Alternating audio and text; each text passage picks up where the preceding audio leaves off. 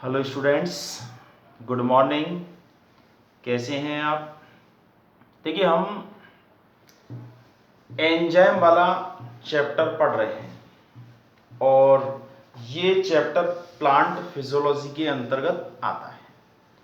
यानी plant physiology के अंतर्गत ये अंतिम चैप्टर है, एंजाइम।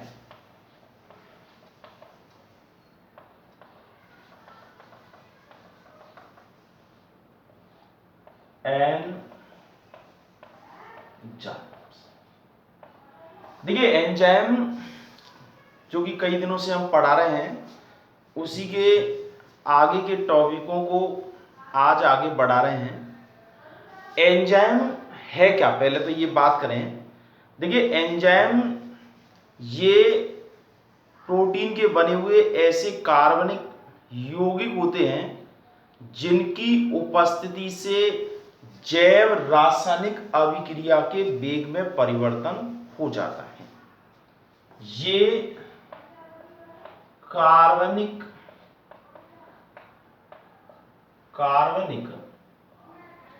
पदार्थ ये कार्बनिक पदार्थ के ऐसे अणु होते हैं जो प्रोटीन के द्वारा बने होते हैं। ये जैव रासायनिक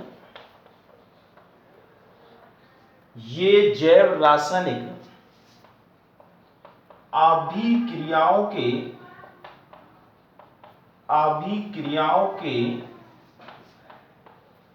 वेग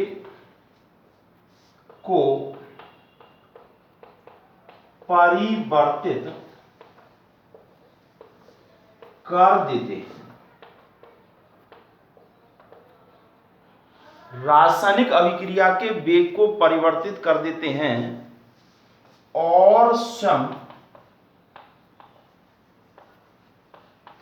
क्रिया से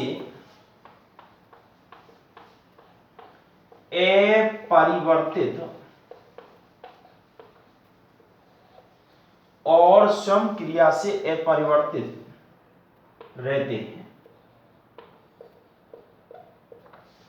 तो ऐसे पदार्थ जो होते हैं इनको हम एंजाइम कहते हैं। ये बात हमने पहले भी कई बार बता चुकी हैं इसी लेसन के अंतर्गत। यहां देखिए, ये जो एंजाइम है ये बहुत सारे हैं, अर्थात अलग अलग क्रियाओं के लिए अलग अलग एंजाइम होते हैं और ये एंजाइम अपने आप में विशिष्ट होते हैं।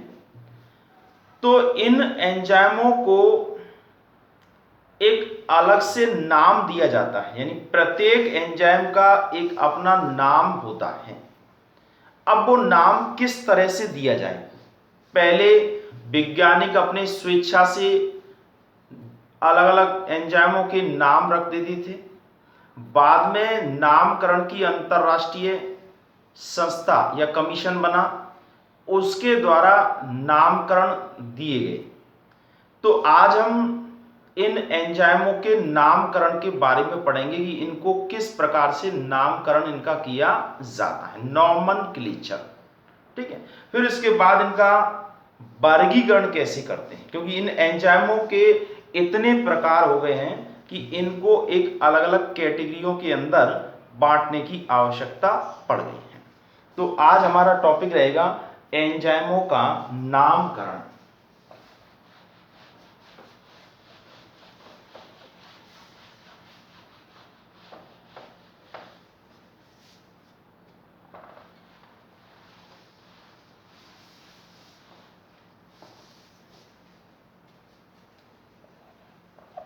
एंजाइमों का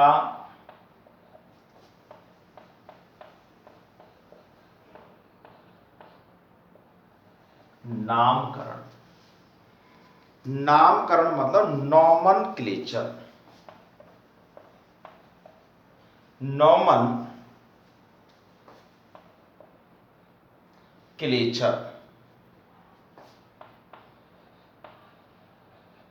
nomenclature of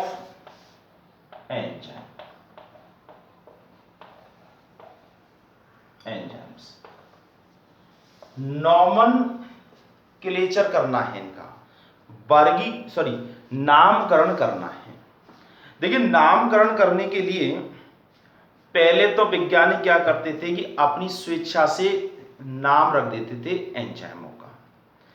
उसके बाद एंजाइमों के नामकरण का एक दूसरा तरीका अपनाया गया कि जिस सबस्ट्रेट पर यानी जिस क्रियाधार पर एंजाइम कार्य करता है, दोबारा सुनिए, जिस क्रियाधार पर एंजाइम कार्य करता है उसके नाम के आधार पर एंजाइम का नामकरण कर दिया जाता है।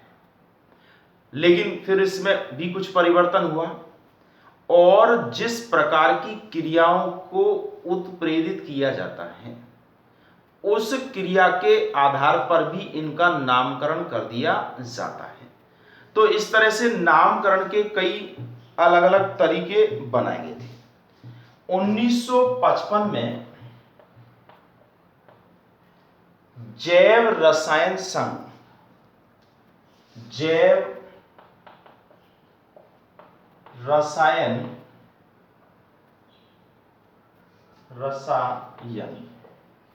संघ, जैव रसायन संघ जो था, इसने नामकरण के लिए एक पद्धति विकसित की और उस पद्धति को ही सर्वमान्य पद्धति के रूप में अपनाया गया है, एज ए बायोकेमिस्ट्री कमीशन। यानी एक प्रकार से इसको एक बायो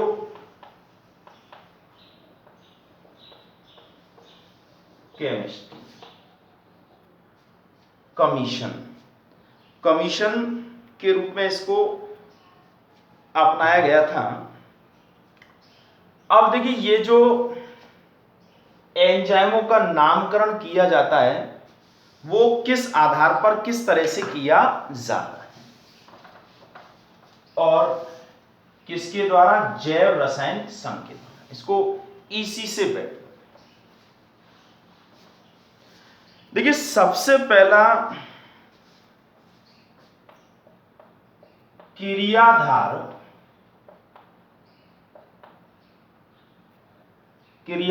मतलब सबस्ट्रेट, क्रियाधार के आधार पर देखिए, एंजाइम जिस पदार्थ पर कार्य करता है वह क्रियाधार कहलाता है। यानी यूं कहें कि एंजाइम जिस पदार्थ को उत्प्रेरित करता है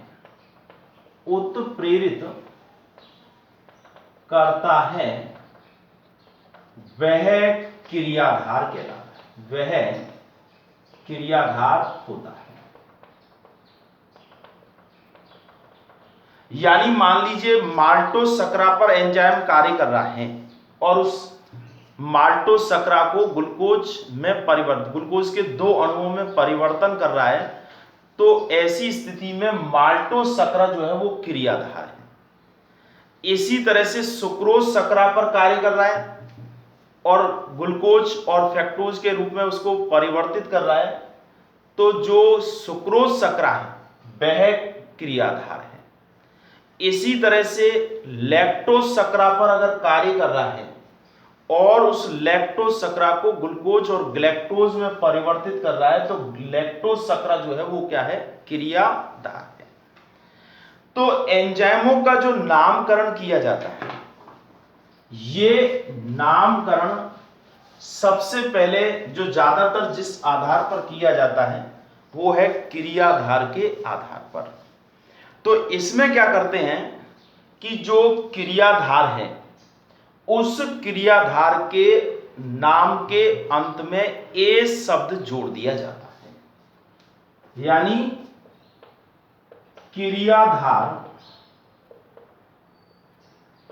के नाम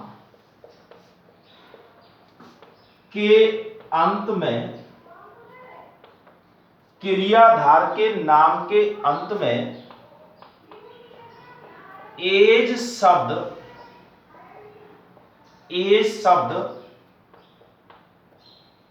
जोड़कर एंजाइम का नामकरण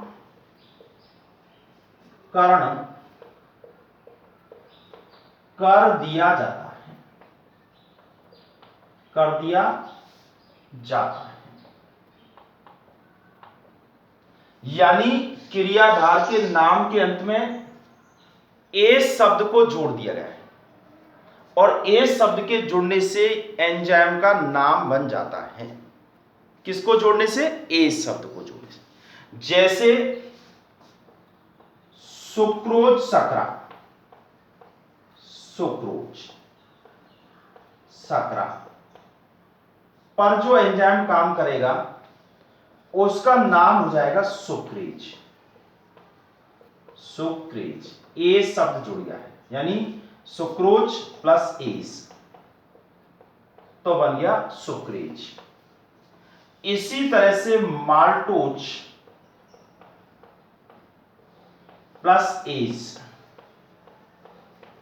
तो ये बन जाएगा माल्टेज।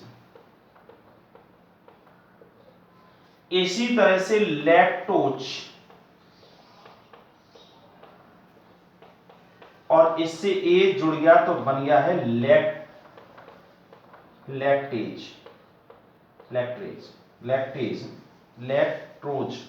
और ए बन गया लैक्टेज एंजाइम बन जाता है। तो इस तरह से ये एंजाइम का नामकरण का सबसे पहला जो तरीका है वो यही है कि क्रियाधार यानी सबस्ट्रेट के अंत में एस शब्द को जोड़ दिया जाता है और उस एस को जोड़ने से एक प्रकार से एंजाइम का नामकरण बन जाता है।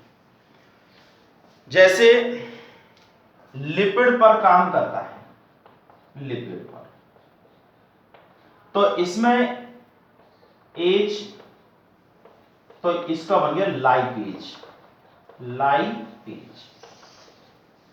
तो एक क्रियाधार के नाम के आधार पर एंजाइमों के नामकरण किए जाते हैं। ठीक है, तो ये पहला तरीका है और इस तरीके से कई नाम रखे गए हैं।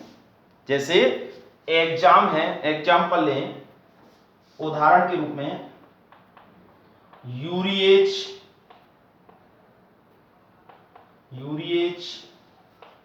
लाइपेज, लैक्टेज, माल्टेज आदि। तो नाम के अंत में ए शब्द का प्रयोग करके एंजाइम का नाम कर दिया जाता है, नामकरण कर दिया जाता है। तो ये एक पहला तरीका है एंजाइमों के नामकरण के करने का पहला तरीका। समझ गए? किसके आधार पर? क्रिया के अंत में ए जोड़कर, ए शब्द यानी किसके आधार पर? क्रियाधार के आधार पर एंजाइम का नामकरण। अब देखिए दूसरा है नामकरण का आधार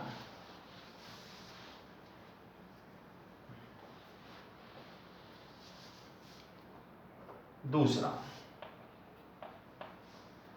ये दूसरा है रासायनिक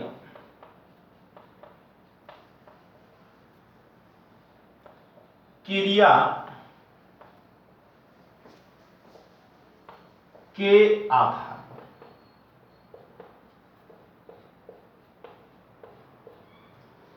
रासायनिक क्रिया के आधार पर भी नामकरण किया जाता है।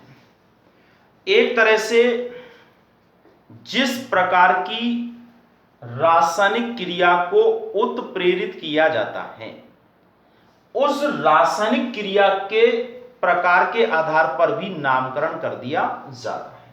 या यूं कहें रासायनिक क्रिया के आधार पर, यानी एंजाइम जिस प्रकार की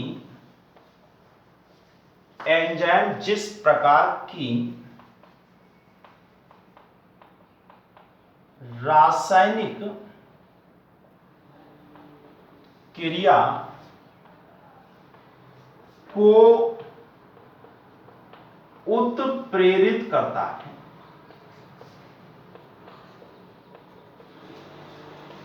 उसके आधार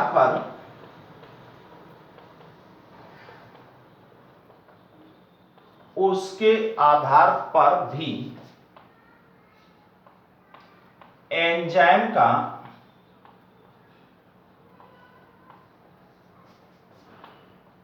नामकरण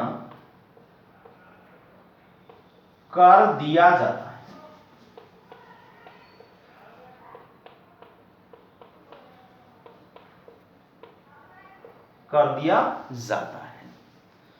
यानी क्रिया के आधार पर। देखिए, जैसे एक तो होता है हाइड्रोलिज। अगर जल अवघटन की क्रिया को प्रेरित करता है, तो जल का मतलब हाइड्रोजन से जुड़ा, तो उस क्रिया को हाइड्रोलिज कहते हैं। और एंजाइम का नाम हो गया हाइड्रोलिज, यानी एक प्रकार से जल अवघटन की क्रिया को करने वाले एंजाइम क्या कहलाएंगे? हाइड्रोलिज। एक होते हैं ऑक्सीडेज।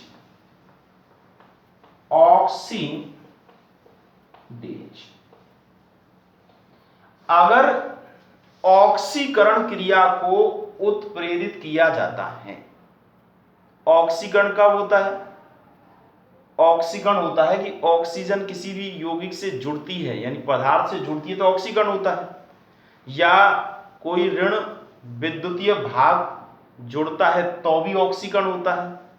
या हाइड्रोजन अथवा कोई धन विद्युतीय भाग में कमी हो जाती है तो भी ऑक्सीकरण होता है। तो अगर ऑक्सीकरण की क्रिया को ये उत्प्रेरित कर रहा है तो ऐसी स्थिति में एंजाइम का नाम हो जाएगा ऑक्सीडेज। ठीक है, तो ये hydrolase and oxidase. Carboxylase, carboxylase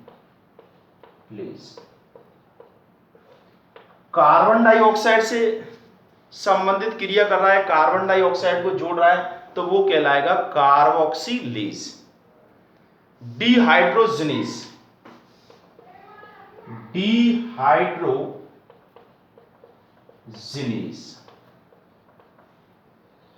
अगर जल को मुक्त कर रहा है, अर्थात जल को बाहर निकालने की क्रिया को उत्प्रेरित कर रहा है, तो ऐसी स्थिति में डिहाइड्रोजनेज क्रिया के आधार पर नामकरण किया जा रहा है। तो एक प्रकार से जिस प्रकार की क्रिया को उत्प्रेरित किया जा रहा है, अगर ट्रांसफर किया जा रहा है किसी भी समूह का तो ट्रांसफरेज। अगर मान लीजिए किसी भी यौगिक में समायकता पैदा की जा रही है, आइसोमेरिज्म उत्पन्न की जा रही है, तो ऐसी स्थिति में उस एंजाइम का नाम हो जाएगा आइसोमरेज एंजाइम। तो यहां एक प्रकार से नामकरण जो है वो किसके आधार पर किया जा रहा है? उत्प्रेरित होने वाली क्रिया के आधार पर। ठीक है, लेकिन देखिए एंजाइमों के नामकरण में वर्तमान में क्या है? दोनों ही आधारों को काम में लाया जा रहा है, क्रियाधार के नाम का और साथ में उत्प्रेरित होने वाली क्रिया के प्रकार का, दोनों को एक साथ काम में लाया जाता है। जैसे एक उदाहरण है, दोनों को एक साथ काम में लाया जाए, जैसे एल, दोनों को एक साथ, एल ग्लूटेमिक, एल ये क्रियाधार है ग्लूटेमिक डी हाइड्रोजिनेज।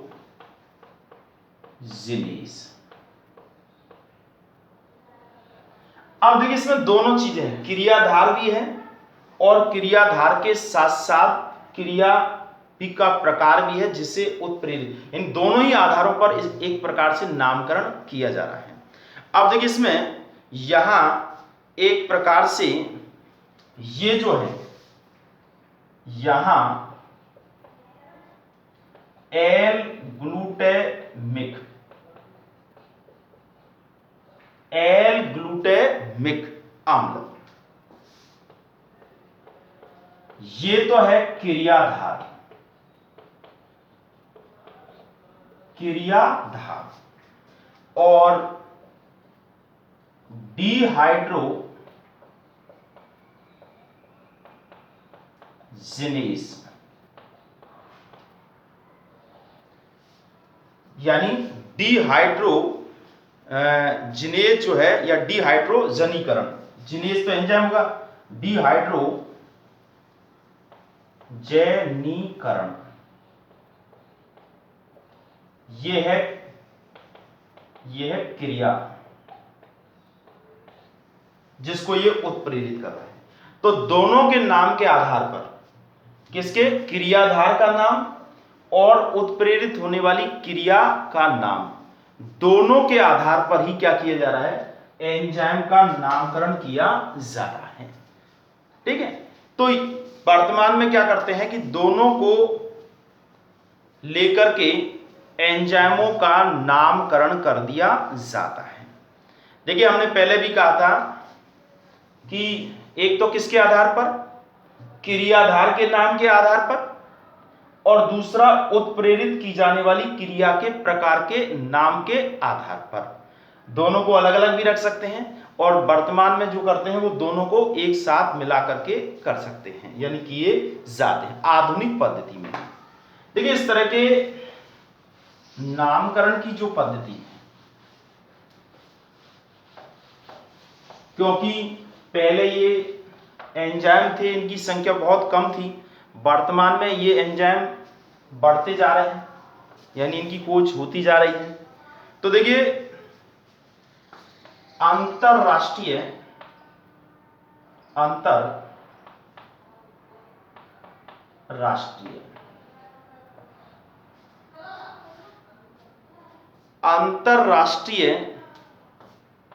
जैव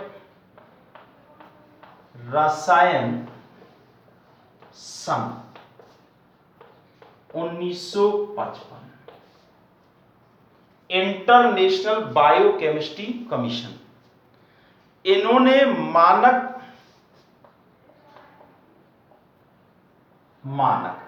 एवं क्रमबद्ध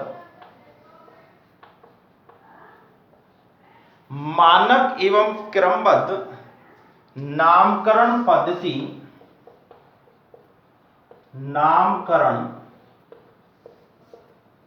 पद्धति का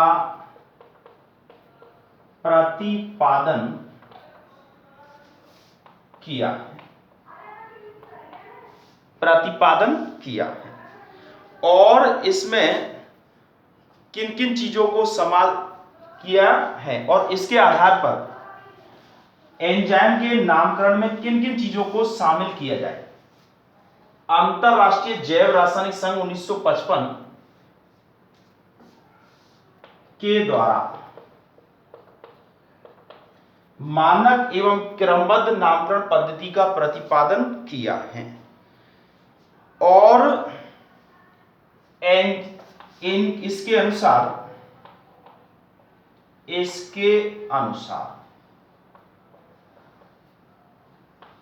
एंजाइम के मानक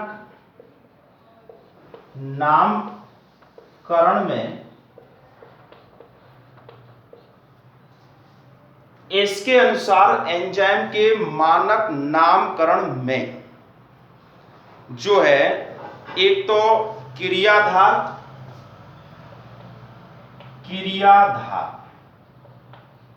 यानी सब स्टेट क्रियाधार का होना आवश्यक है एवं अभिक्रिया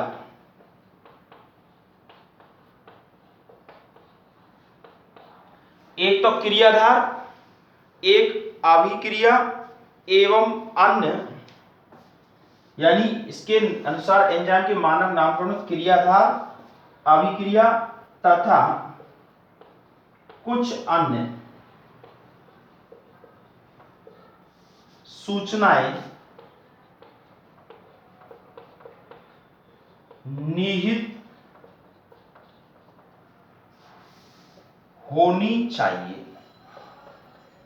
तो ऐसी स्थिति में क्या होता है कि उस नामकरण से ये पता चल जाता है कि ये एंजाइम किस क्रियाधार पर काम करता है और किस प्रकार की क्रिया को ये उत्प्रेरित करता है। ठीक है, तो इस तरह से मानक नाम जो होते हैं उसमें क्या क्या होना चाहिए। देखिए, एक मानक नाम है इस प्रकार का, एक होता है हेक्सोकाइनेज।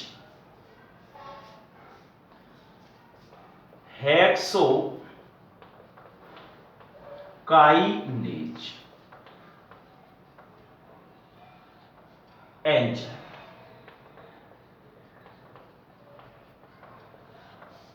हेक्सोकाइनेज एंजाइम जो है इसका ये जो हेक्सोकाइनेज यानी 6 कार्बन परमाणु वाली श्रृंखला पर ये काम करता है। तो का मानक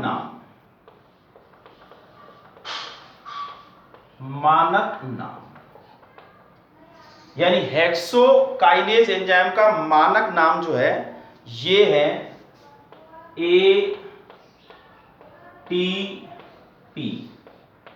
अर्थात इसके काम करने के लिए ये ऊर्जा की उपस्थिति में ATP डी, देखिए पूरा शब्द है ATP डी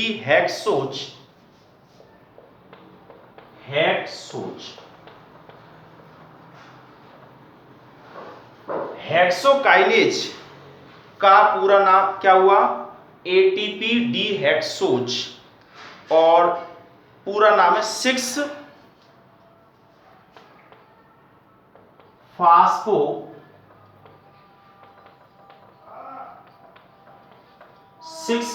यानी 6 कार्बन परमाणु वाले से हटाएगा 6 फास्फो ट्रांसफरेज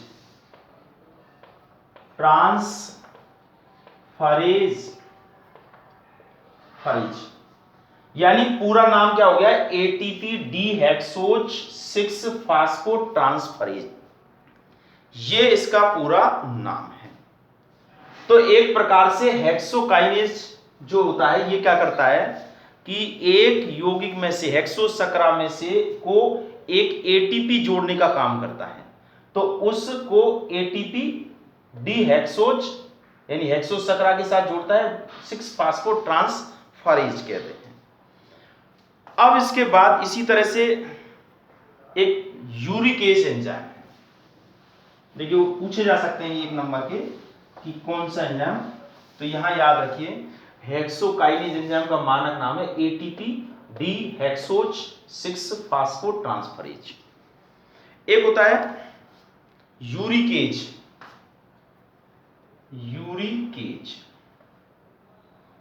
एंजाइम का मानक नाम तो ये है इसका O2 oxygen, O2 oxine, O2 oxidoreductase, O2 oxidoreductase, ये इसका नाम है। देखिए इस तरह से जब दोनों चीजों को या सभी सूचनाओं को इसमें शामिल करेंगे तो ये नामकरण जो है बहुत ही जटिल हो सकते हैं। इस बात को देखते हुए ये कमीशन जो है इसने छोटे छोटे नाम प्रतिपादित करने के लिए कहा गया, यानी एक प्रकार से रिकमेंडेशन की गई, सिफारिश की गई कि भाई ऐसे अगर बड़े बड़े नाम रखेंगे तो इनको याद रख पाना संभव नहीं, तो इसलिए छोटे नाम रखे जाते हैं। तो ये एक प्रकार से नामकरण की तरीके हैं और क्रिया के आधार पर, क्रियाधार के आधार पर, इसके अलावा क्रियाधार और क्रिया के प्रकार के आधार पर नामकरण किया जाता है। देखिए यहां कुछ नाम एंजाइमों के ऐसे भी हैं जो किसी भी आधार पर नहीं रखे गए हैं, लेकिन ये एंजाइम जो है वो बहुत पहले से इन नामों को काम में लाया जा रहा था। तो ऐसी स्थिति में उन नामों को उसी नाम के रूप में मान्यता प्रदान कर दी गई, जैसे ट्रिप्सिन है, पेप्सिन है। अब इनका कोई आधार नहीं है, यानी किसी भी प्रकार का एक प्रकार से जो हम बेसिक आधार मानते हैं क्रियाधार के आधार पर या उत्प्रेरक के आधार, उत्प्रेरण क्रिया के आधार पर, ऐसा इसमें नहीं है। ठीक है, तो ये नाम मान्यता प्रदान कर दी गई है। तो एक प्रकार से हम कहें कि एंजाइमों के नामकरण के लिए हम क्या क्या तरीका एक बार फिर दोबारा से करें। एक तो क्रियाधार के नाम के आधार पर, जिस प्रकार की क्रियाधार पर क्रिया करते हैं एंजाइम उसके नाम के आधार पर। दूसरा है रासायनिक क्रिया की प्रकृति के या आधार पर, कौन सी तरह की क्रिया हो रही है, जिस तरह की क्रिया को उत्प्रेरित किया जाता है उसी के आधार पर इनका नामकरण कर दिया जाता है। तीसरा जो है क्रिया और क्रियाधार दोनों के आधार पर। ठीक है, एक बार फिर हम बता दें कि नामकरण का तरीका क्या क्या अपनाया है।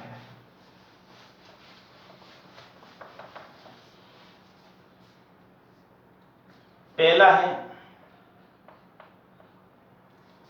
क्रियाधार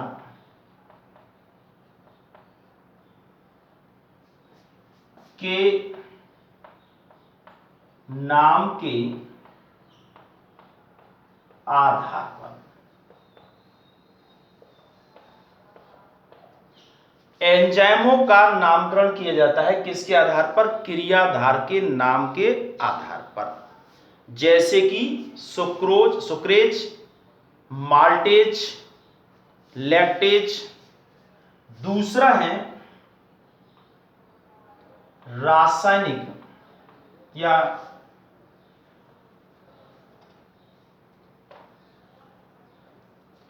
उत्प्रेरित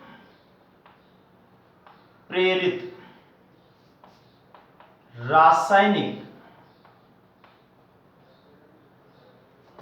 क्रिया की प्रकृति के आधार पर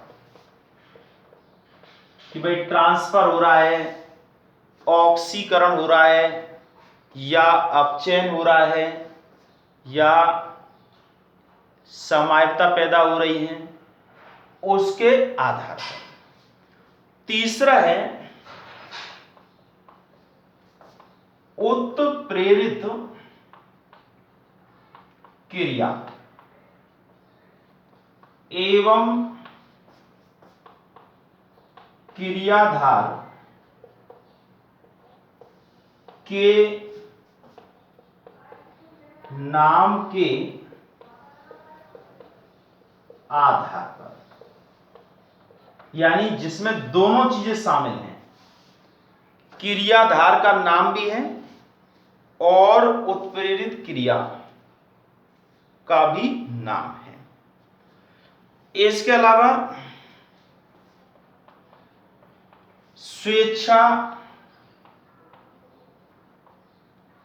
स्वेच्छाचारी या स्वेच्छा से रखे गए नाम, स्वेच्छा से जो रखे गए कुछ नाम हैं उनको भी मान्यता दे दी गई है। अर्थात ऐसे नाम जो होते हैं ट्रिप्सिन, पेप्सिन, उनको भी मान्यता दे दी गई है। और कुछ एंजाइमों के नाम, कुछ एंजाइमों के जटिल नामों को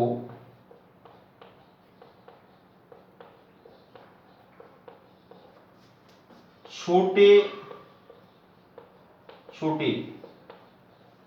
नामों के रूप में मान्यता प्रदान की गई। एक प्रकार से रिकमेंड किए गए हैं जटिल नामों को सरल नामों के रूप में परिवर्तित करने के लिए। तो ये एक तरह से एंजाइमों के नामकरण के तरीके हैं, अर्थात एंजाइम को किस प्रकार से नामकरण किया जाता है। क्योंकि जिस प्रकार से क्रियाओं के बारे में जानकारी प्राप्त हो रही है, नए नए नाम, इन आधारों पर एंजाइमों के नाम बनते जा रहे हैं। ऐसी स्थिति में ये जो बायो रसायन हैं, जैव रसायन वैज्ञानिक जो हैं, इन्होंने इन एंजाइमों को वर्गीकृत किया है, अर्थात इन एंजाइमों को समूहों में बांटा है और समूहों में बांट करके और इन एंजाइमों को एक प्रकार से नंबरिंग दी है, मानक नंबर दिए हैं, जिससे कि हम नंबरों के आधार पर इन एंजाइमों को ज्ञात कर सकें, याद रख सकें। ठीक है, तो अब हम एंजाइमों के नामकरण के बाद में अब हम पढ़ेंगे एंजाइमों का वर्गीकरण, क्लासिफिकेशन ऑफ एंजाइम।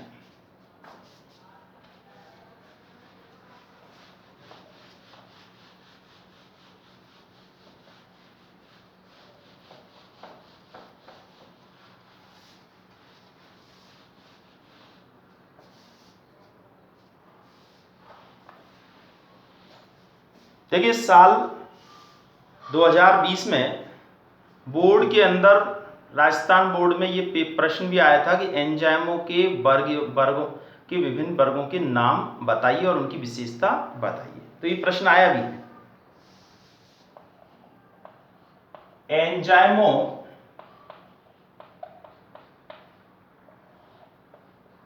का वर्गीकरण,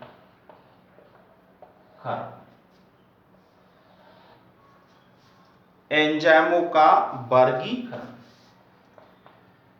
क्लासिफिकेशन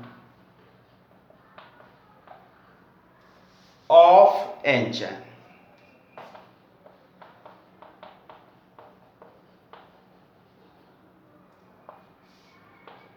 क्लासिफिकेशन ऑफ एंजाइम। देखिए, अंतरराष्ट्रीय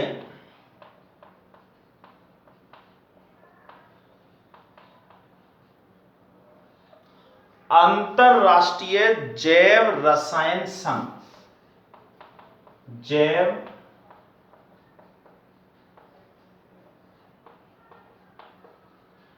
रसायन संघ, यानी एक तरह से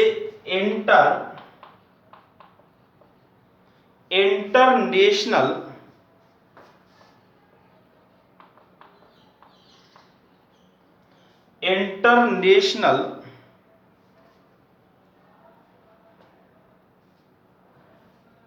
union of biochemistry,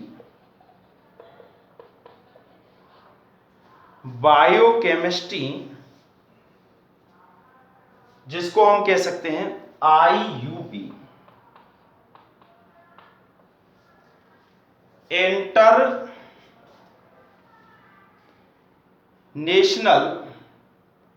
union of biochemistry जो है, इसने एंजाइमों के बारे में विस्तार से अध्ययन किया है। ओवरऑल एक प्रकार से फॉर्मल रिएक्शन इक्वेशन का अध्ययन किया है और इन्होंने एंजाइमों को 6 समूहों में बांट दिया है। अर्थात सभी जो एंजाइम हैं ये एंजाइम 6 कैटेगरियों में इनको डिवाइड कर दिया गया है इनकी प्रकृति के आधार पर। तो कितने प्रकार हुए, और इनको एक प्रकार से प्रत्येक एंजाइम को यानी समस्त एंजाइमों को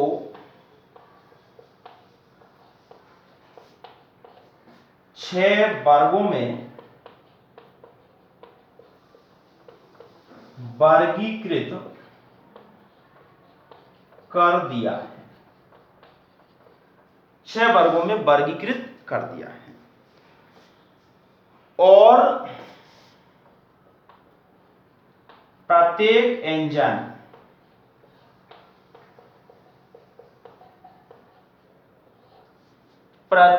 एंजाइम को एक एंजाइम कोड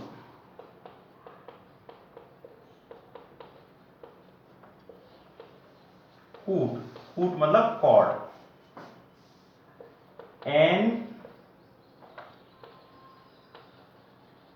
एंजाइम कॉड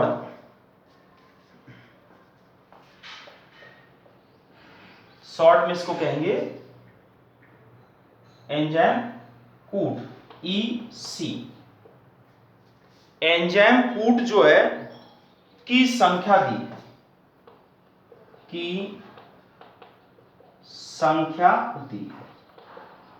यानी प्रत्येक एंजाइम को एंजाइम कोड की संख्या दी गई है।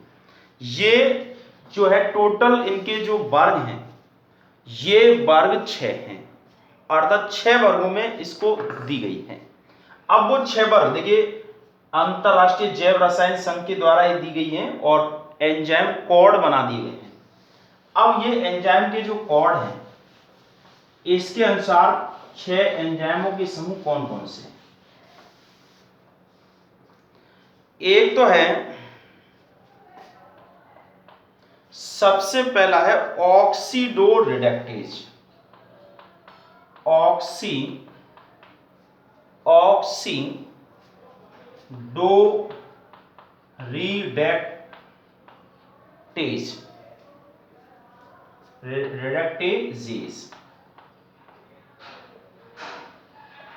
ऑक्सीडोरिडक्टेज देखिए ये एक ऐसा एंजाइम है समूह, इस समूह के अंतर्गत उन एंजाइमों को रखा जाता है जो ऑक्सीकरण एवं अपचयन की क्रियाओं को उत्प्रेरित करते हैं। यानी आप सब जानते हैं जब ऑक्सीकरण होता है तो अपचयन भी होता है। अगर हाइड्रोजन मुक्त होती है तो हाइड्रोजन दूसरे पदार्थ के द्वारा ग्रहण की जाती है। अगर हाइड्रोजन मुक्त हो रही है तो ऑक्सीकरण हो रहा है, और हाइड्रोजन अगर ली जा रही है ग्रहण की जा रही है तो अपचयन हो रहा है।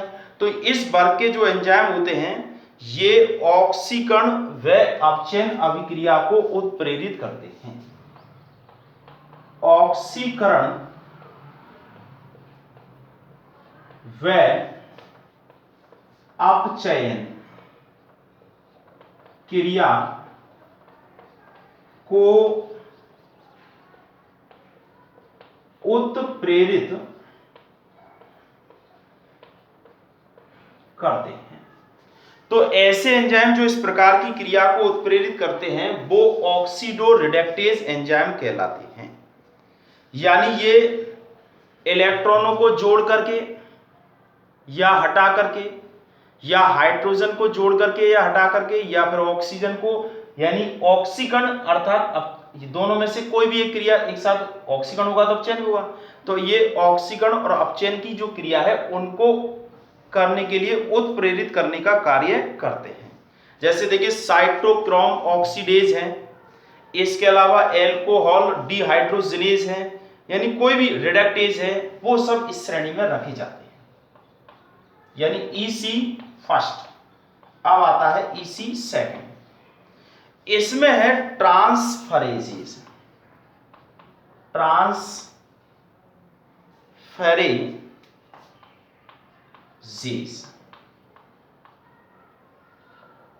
देखिए ट्रांसफरेजेस का मतलब ट्रांसफर, हाइड्रोजन के अतिरिक्त, हाइड्रोजन के अतिरिक्त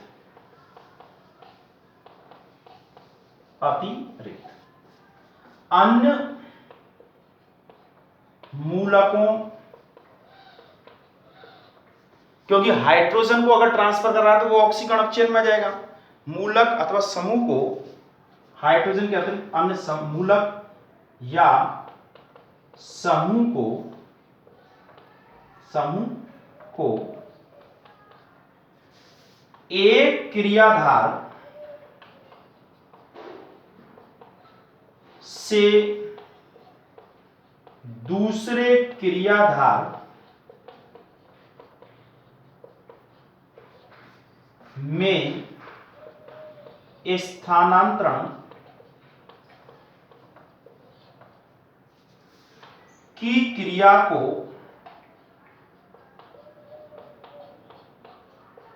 उत्प्रेरित करते हैं।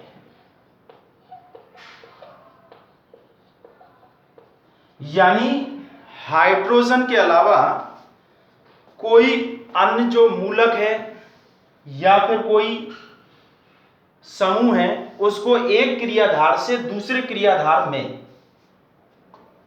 स्थानांतरण की क्रिया यानी ट्रांसफर की क्रिया को ये उत्प्रेरित करने का कार्य करते हैं।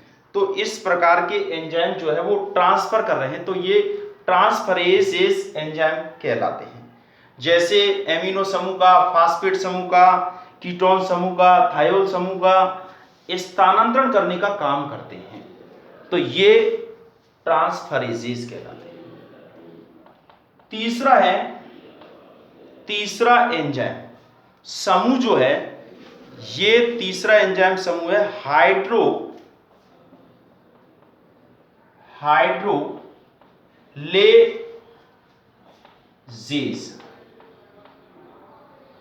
हाइड्रोलेजेस। देखिए ये एंजाइम जो है जल के अणुओं को जोड़ने या निकालने वाली क्रियाओं को उत्प्रेरित करते हैं। ये एंजाइम जल के अणु को जोड़ने अथवा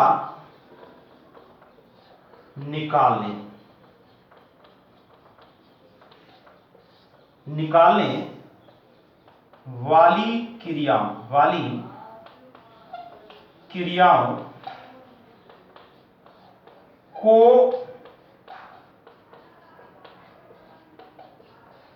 उत्प्रेरित करते हैं।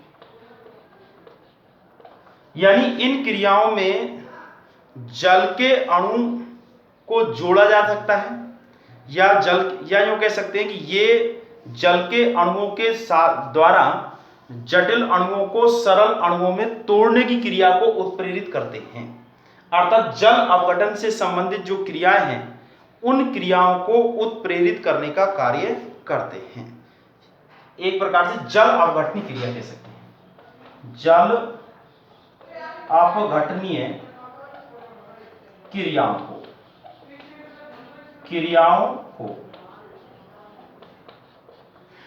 तो जल के साथ जोड़ करके उनके अपघटन की क्रिया को प्रेरित करता है। तो इस प्रकार के एंजाइम जो है ये एक तरह से हाइड्रोलेजेस वर्ग में आते हैं। और देखिए इसमें हाइड्रोलेजेस वर्ग में एक कुछ एंजाइम ऐसे होते हैं जो जल के अणुओं को, जल के साथ छोटे छोटे अणुओं को आपस में जोड़ने का कार्य करते हैं। अब आता है चौथा EC4, ये है लाइजेस।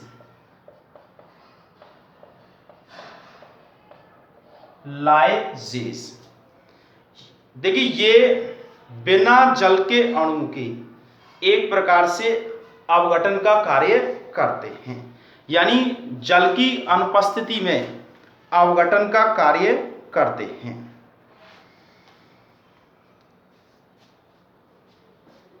बिना जल के जटिल अणुओं को सरल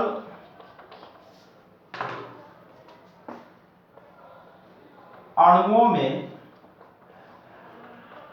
अपघटित करते हैं। यानी ये एक प्रकार से ऐसे एंजाइम होते हैं जिसमें बिना जल के अपघटन, तो ये तो जल के द्वारा अपघटन करते हैं, ये बिना जल के अपघटन करने का कार्य करते हैं। ठीक है, अब इसके बाद अगला जो वर्ग है, ये वर्ग है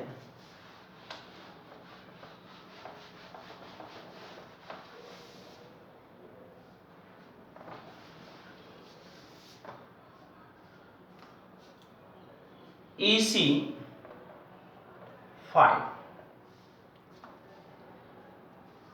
ये है आइसोमरेजेस।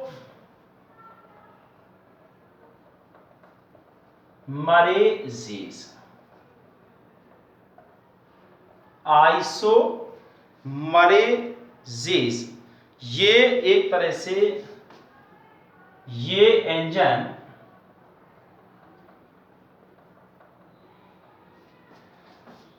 समावयवता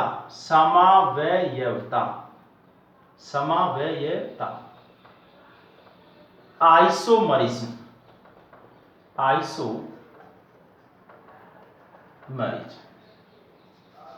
समावयवता उत्पन्न करते हैं। यानी जैसे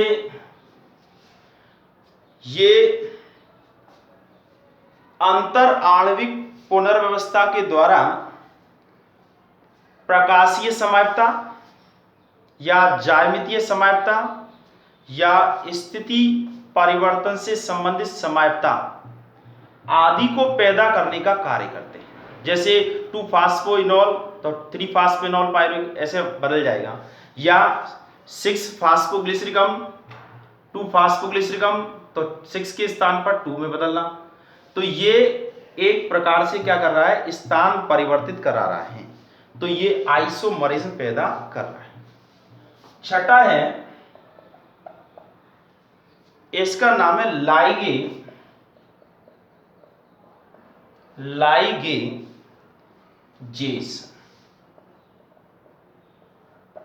देखिए ये एक प्रकार से दो सरल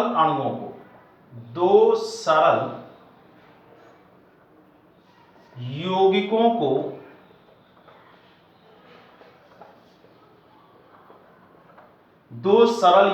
को सह संयोजन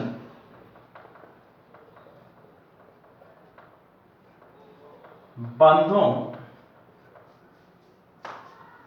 से जोड़ने की क्रिया को उत्प्रेरित करते हैं।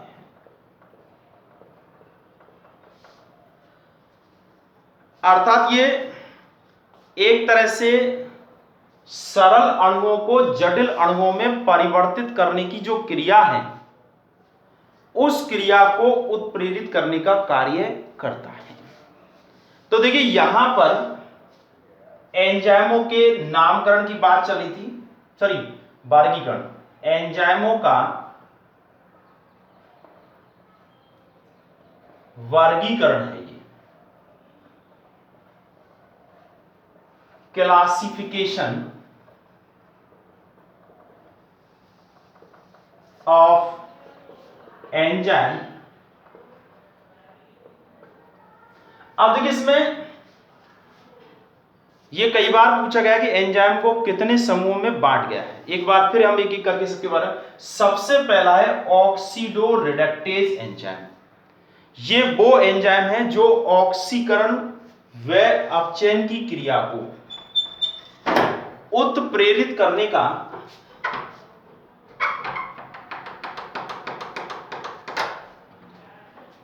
ऑक्सीकरण व अपचयन की क्रिया को प्रेरित करने का कार्य करते हैं।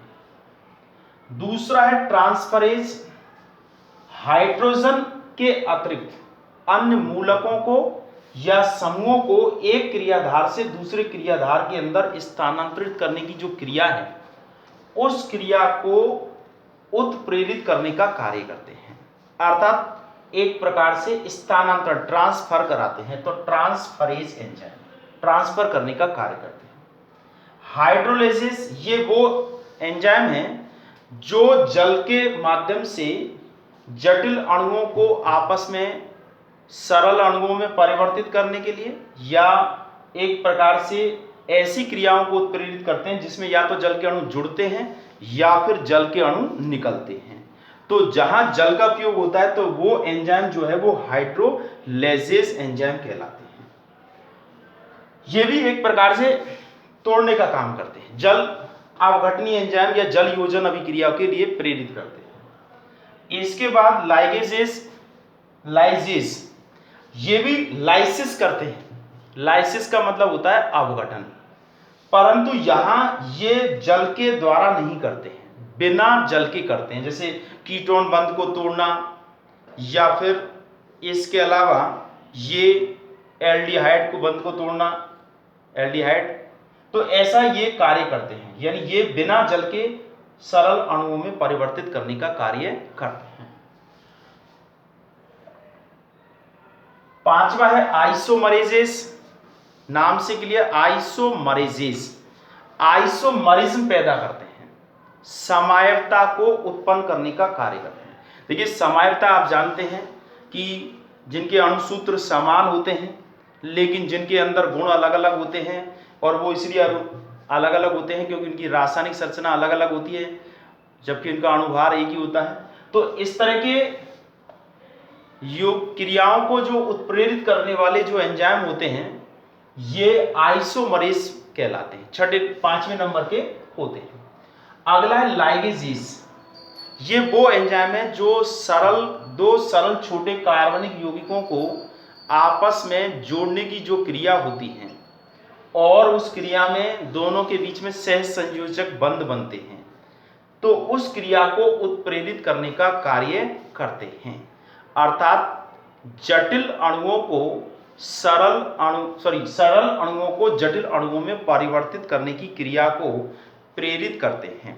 जैसे एक होता है पाइरुवेट कार्बोक्सिलेज, एक होता है सिट्रेट सिंथेटेस।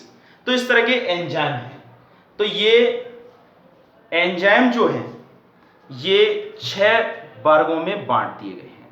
तो आप इनका क्रम के हिसाब से याद रखेंगे, ऐसा नहीं है कि पहले किसी और को फिर दूसरा किसी और को। देखिए पहला नंबर किसके लिए दिया गया है, ऑक्सीडो रिडक्टेज को दिया गया है, नंबर 1। अगर हम नंबर भी लिख देंगे तो उसी से काम चल जाएगा।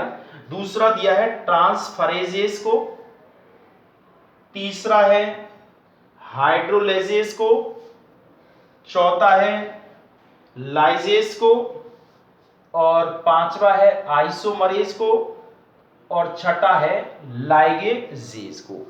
अर्थात लाइगेजेस मतलब सरल अणुओं से जटिल अणुओं का निर्माण, यानी छोटे अणु मिलकर के बड़े अणुओं को तैयार करते हैं। तो इस प्रकार से देखिए आज हमने एंजाइमों के नामकरण की बात की कि एंजाइमों का नामकरण कैसे किया जाता है, यानी नोमेनक्लेचर। दूसरा हमने एंजाइमों को अंतरराष्ट्रीय जैव रसायन संघ के द्वारा 6 समूहों के रूप में जो वर्गीकृत किया है, उन 6 वर्गों के नाम हमने याद किए हैं और उनमें किस तरह के एंजाइमों को रखा गया है इस बारे में हमने पढ़ा है। और ये बहुत इंपॉर्टेंट है क्योंकि इन दोनों में से निश्चित रूप से कुछ न कुछ पूछा जाता है। इसी तरह से नीट के अंदर भी पूछा जाता है कि भाई इसमें इस क्रिया में ऐसा हो रहा है तो किस वर्ग की एंजाइम ऐसा कर रहे हैं, तो आपको उसमें ये बताना होता है कि भाई ये किस वर्ग का एंजाइम इस तरह की क्रियाओं को करने में महत्वपूर्ण भूमिका निभाता है। तो यहाँ एंजाइमों के नामकरण हो गया, वर्गीकरण हो गया। इसके बाद यहाँ एक और टॉपिक बचा है, एंजाइम जो है वो कार्य कैसे करते हैं, एंजाइमों की कार्य प्रणाली क्या है।